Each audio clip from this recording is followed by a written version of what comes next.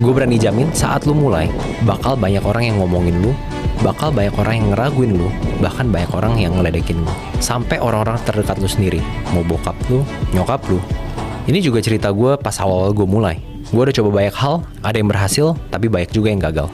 Saat awal-awal gue mulai, ya contohnya umur 15, 16, 17, itu teman-teman sekitar gue itu mandang gue rendah. Gue diledekin, gue dijauhin. Bahkan gue juga yakin orang tua gue pun pasti ragu dengan kapabilitas gue. Tapi gue selalu punya mentalitas, gue gak peduli apapun yang orang ngomong tentang gue. Jadi waktu kita merintis, semua orang akan ragu dan gak percaya sama kita. Tapi yang paling penting adalah lu bisa percaya sama diri lu sendiri. Mau itu orang terdekat lu, bokap nyokap lu, yang ngeraguin lu, gak usah didengerin. Walaupun gue tahu niat mereka adalah gak mau lihat anaknya gagal. Tapi gue paham kegagalan itu harus dan pasti gue lewatin cepat atau lambat. Yaitu adalah proses kita sebagai manusia untuk kita menuju